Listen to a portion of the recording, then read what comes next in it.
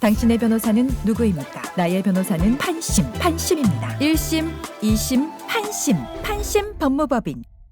안녕하세요. 판심 법무법인의 이광수 변호사입니다. 오늘은 두 사람 간의 금전 거래가 있을 때 그 실체가 대여인지 투자인지를 놓고 형사재판과 민사재판에서 판단을 다르게 한 사례를 살펴보고 투자와 대여를 어떻게 구별할 수 있는지 살펴보겠습니다. A는 유명 연예인 B에게 2억 원을 빌려주었는데 갚지 않고 있다며 차용 사기로 고소를 하였습니다. 검사는 유명 연예인 B가 A로부터 금전을 차용하였다고 인정할 증거가 없다는 이유로 무혐의 결정을 하고 오히려 A를 무고로 기소하였습니다. 그런데 형사재판은 A 무고 혐의를 인정할 증거가 부족하다는 이유로 무죄를 선고하면서 오히려 A가 B에게 준 돈을 차용금으로 인정하였습니다. 위 무고죄는 대법원에서 무죄 확정되었고 A는 잘되었다 싶어 B 형사 판결을 근거로 B에게 대여금 청구 소송을 한 사안이었습니다. 형사 판결에서 인정된 사실은 특별한 사정이 없는 한 민사재판에서도 유력한 증거가 되지만 민사재판에 제출된 다른 증거 내용에 비추어 형사 판결의 사실 판단을 그대로 채용하기 어렵다고 인정되는 경우에는 법원이 이를 배척할 수 있다는 것이 대법원 판례의 태도입니다. 이 사건의 쟁점은 형사재판에서 둘 간의 거래가 차용이라고 판단한 이유를 민사소송에서 다른 증거를 통해 배척해야 하는 것이었는데 형사 판결에서는 B가 증권계좌를 개설하고 그 관리를 제3자에게 맡겼고 B가 A로부터 받은 2억 원을 담보로 대출까지 받은 점, 이 3자가 주가 조작으로 기소되었는데 B가 이 돈에 상당한 금원의 손해를 보았다고 주장하며 배당 절차에 참가하여 일부를 받아낸 점, B명의 증권계좌 로그 기록 IP 주소를 추적한 결과 A와 관계 있는 장소로 보기 어려운 점 등을 근거로 A가 2억 원을 B에게 투자하였다기보다는 이를 빌려준 것으로 보는 것이 맞다는 것이었습니다. 쉽게 말하면 돈이 A로부터 B에게 건너간 이후 B가 이를 제3자에게 맡겨 주식 투자를 하다가 손실이 난 것일 뿐 A는 B에게 돈을 빌려만 주었기 때문에 그 후의 상황은 모른다는 것이었습니다. 그런데 본 변호인이 기록을 면밀히 살펴본 결과 금원이 차용금이라고 보기에는 여러 가지 납득하기 어려운 점이 발견되었습니다. 우선 2억 원이 A 계좌에서 B 계좌로 송금된 기록은 있으나 돈을 빌려줄 때 보통 작성하는 차용증서가 존재하지 않았습니다.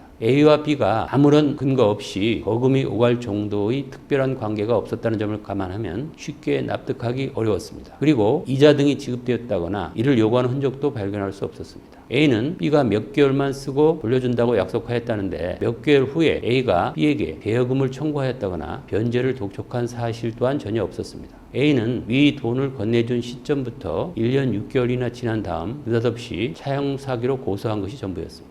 이 사건의 진실은 A가 유명 연예인 B를 이용해 주가 조작범에게 돈을 맡겨 수익을 보려다가 주가 조작이 적발되어 결국 투자금 전부가 손실된 사안입니다. 이 민사소송 과정에서 A가 B에게 돈을 대여하면서 차용증서, 이자 약정, 변제 독촉 등 돈을 빌려준 사람이 취할 수 있는 기본적인 행동이 없었다는 점과 오히려 A는 B가 증권계좌를 개설한 후 그 계좌의 수시로 거래 내역을 확인한 흔적 등을 찾아내어 주장하였는데 결국 재판부는 이 돈의 성격은 투자금이 맞다는 결론에 이르렀고 A 대여금 청구는 패소 확정되었습니다. 물론 형사재판에서 인정한 사실관계를 쉽게 뒤집기는 어려웠지만 기본으로 돌아가 대여금이라면 존재하였을 여러 가지 정황이 있었는지를 면밀히 주장하여 재판부를 설득할 수 있었던 것이 유명 연예인 B가 억울하게 빌리지도 않은 거액의 원금과 이자를 지급하지 않게 된 사안이었다고 말할 수 있습니다. 여기서 돈을 빌려주는 것과는 달리 투자는 손실 위험을 감수하는 것이기 때문에 손실이 나더라도 특별한 약정이나 사정이 없는 한 반환 청구를 할 수 없다는 점을 알아두시면 하겠습니다. 감사합니다. 1심, 2심,